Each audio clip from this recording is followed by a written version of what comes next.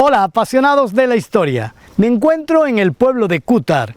En este municipio aparecieron en el año 2003 unos interesantes libros de la época nazarí en la pared de una casa.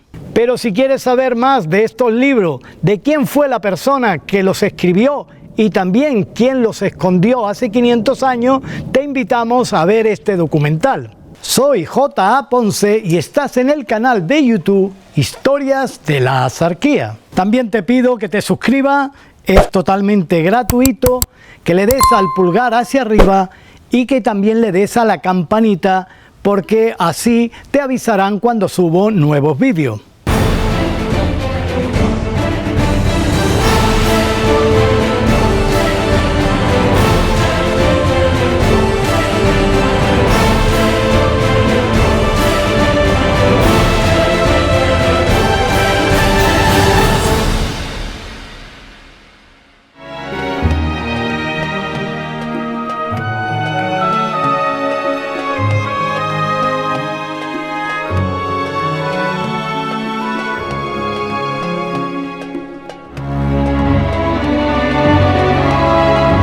Entre los fuertes muros de barro, en la entraña de una casa en Cútar, dormía un tesoro olvidado, oculto por 500 años de silencio.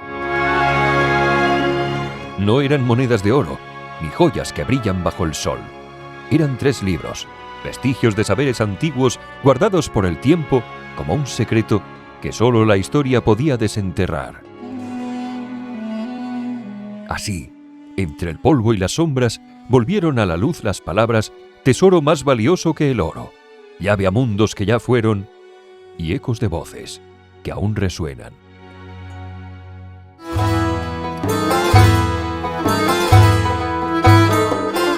El hallazgo ha supuesto un antes y un después para Cútar, pero también un importante acontecimiento para toda la provincia de Málaga. Eran los libros de un alfaquí de nombre Muhammad al-Yayyar. Pero ¿quién era este hombre?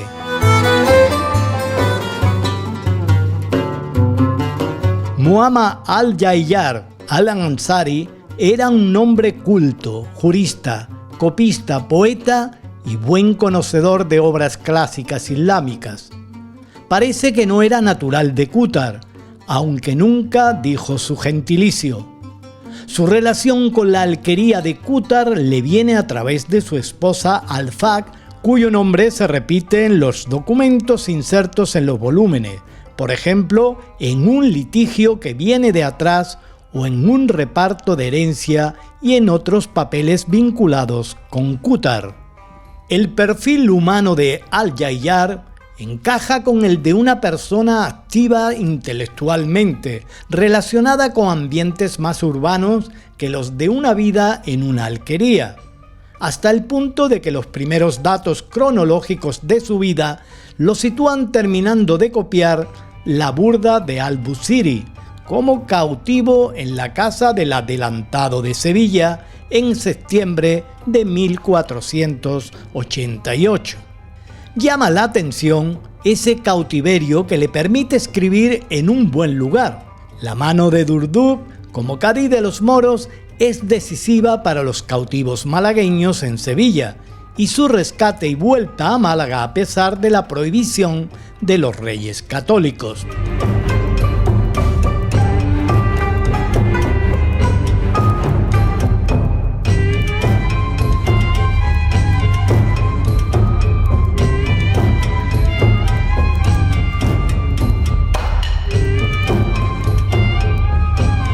Dos años más tarde, en marzo de 1490, vuelve junto a su esposa y a principios de agosto es designado imán de la mezquita de Cútar. Tengas en cuenta que estamos en territorio cristiano y que lo hace en calidad de mudéjar. Son años de tranquilidad como imán y alfaquí de Cútar, hasta que llega el edicto de conversión y se produce el dilema de convertirse a la religión cristiana o marcharse de estas tierras. Al parecer, toma la segunda opción, ocultando su tesoro, sus libros que 500 años después podemos disfrutar.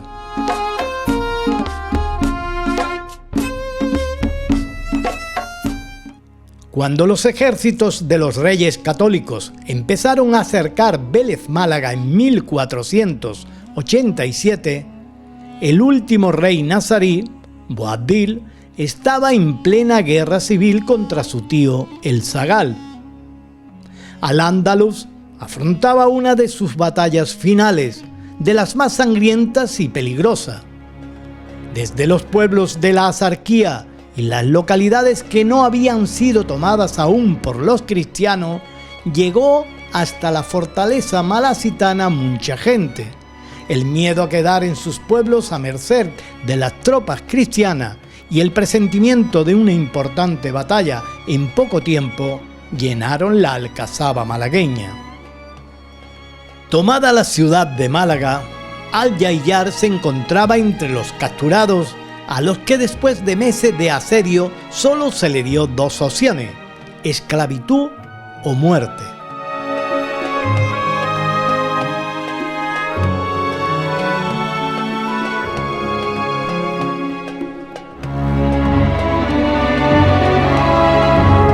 Encarcelado en Sevilla, Al-Yayyar acabó de copiar la burda de Al-Busiri casi año y medio después de la caída malacitana, en noviembre de 1488. Una vez cautivo, fue trasladado a Sevilla, lo que debió suceder en los primeros días de septiembre de 1487, cuando se decidió dividir a los musulmanes presos en tres partes: una para la corona, otra para los nobles y la tercera destinada al rescate de cautivos cristianos por medio de trueques. Cuando los católicos entraron en Málaga, me encarcelaron junto a muchos otros. Pero yo tuve la suerte de ser destinado a Sevilla, a la casa del adelantado mayor, don Pedro Enríquez, un hombre culto, tan piadoso como su cultura le permite ser. Por mi experiencia he de reconocer que fue más de lo esperado. Me tuvo cautivo, sí, pero bien alimentado y entretenido en una actividad virtuosa. Entre otras, tuve la oportunidad de hacer la copia de la burda de Al-Busiri. Muchos fueron intercambiados por los cientos de presos cristianos que los musulmanes habían apresado en la llamada Batalla de la Azarquía, acaecida entre Santo Pítar, Moclinejo y los Montes de Málaga en el año 1483.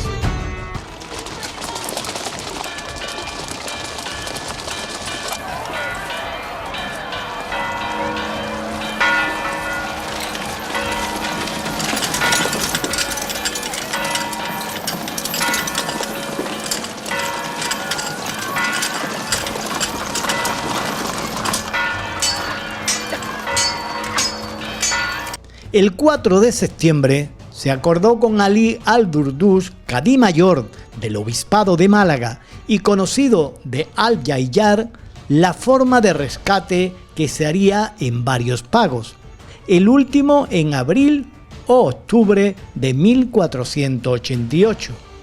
En este primer acuerdo se aceptaba que los reyes tomaran cuantos rehenes deseasen hasta que el rescate fuese cumplido. Estos rehenes se llevaron, entre otras localidades, a Sevilla por barco y fueron repartidos ante notario entre vecinos cristianos, quienes los tendrían en depósito a cambio de trabajo.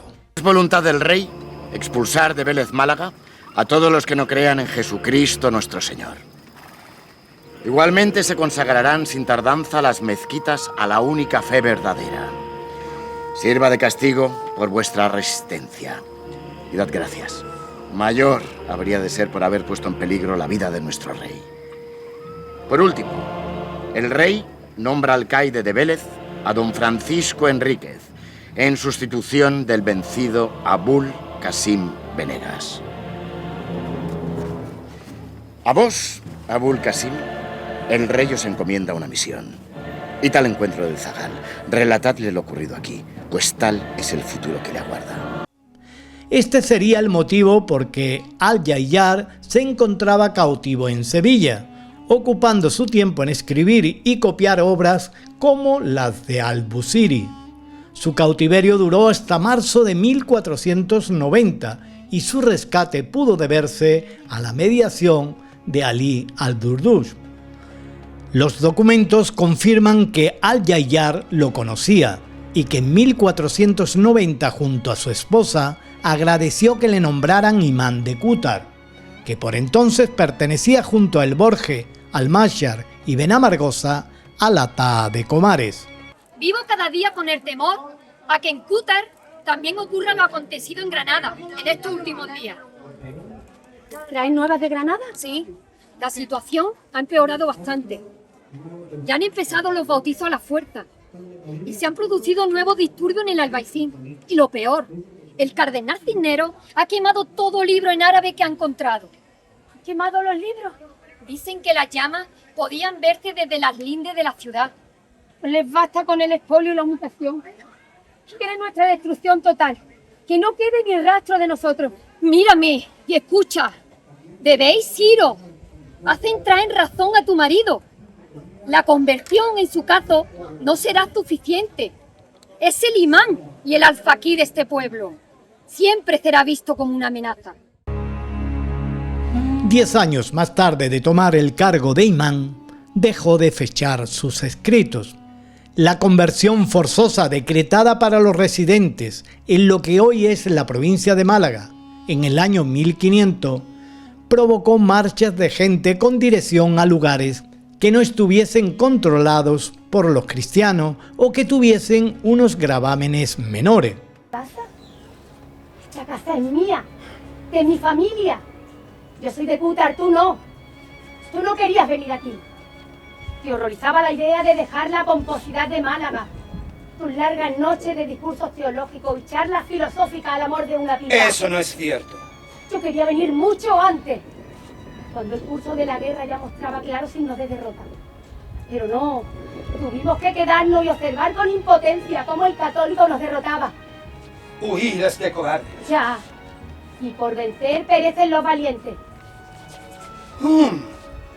¡Qué impaciencia, amada mía! No desesperes ante el aprieto. No puedo soportar tanto dolor. A esa población se le denominaba Monfíes, es decir, desterrados. Además, estaba prohibido los libros en árabe, así que ahí se pierde la pista de Al-Jayyar. No se sabe si huyó de Qútar o permaneció allí, pero lo que sí hizo fue guardar sus libros más preciados en una tapia que no volvería a abrir. Por eso se supone que se marchó. Su legado, más de 500 años después, es clave para estudiar una parte de la historia de la zona. Los escritos de tiempos andalusíes son escasos, y cada vez que se encuentra y se estudia alguno, aporta una pieza al puzzle histórico. Los 3 libros diferentes de Al-Jayyar que aparecieron en una vivienda de Qútar en el año 2003 fueron un coral del siglo XIII de bella factura y que probablemente perteneció a alguien importante siglos antes de que naciese Al-Jayyar. Otro libro que era una herramienta de trabajo con formularios notariales, cuestiones jurídicas, reglas sobre el reparto de bienes en los matrimonios, herencia y otro tipo de documento.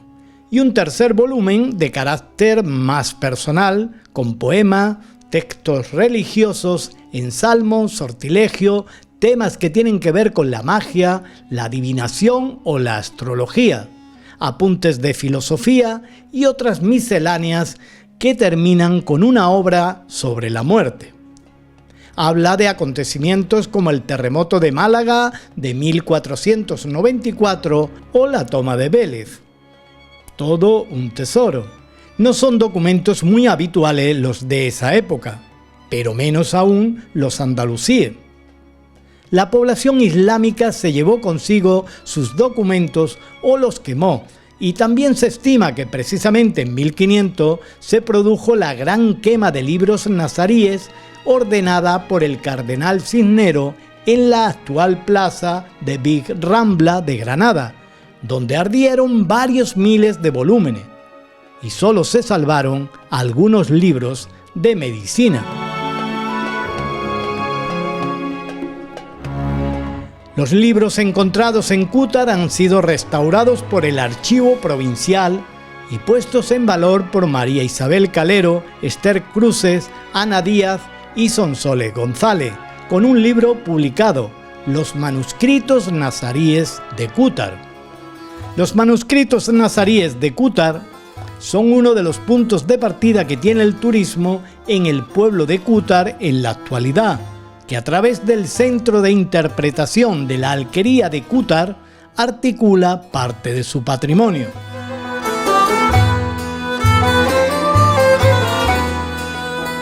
Cútar despierta en la fiesta del Monfí y sus calles se visten de pasado. El eco de sus orígenes morisco se desliza en cada rincón, como un susurro que el viento arrastra desde siglos lejanos. Entre el zoco de artesanía y sabores renace la cultura andalusí, y en cada aroma y en cada tela resurge el espíritu de Al-Yayyar, el desterrado, el olvidado, cuya leyenda aún palpita en las piedras. Hoy, Cútar no es solo un pueblo, es un poema escrito en la memoria, un puente entre tiempos perdidos y corazones que nunca olvidan.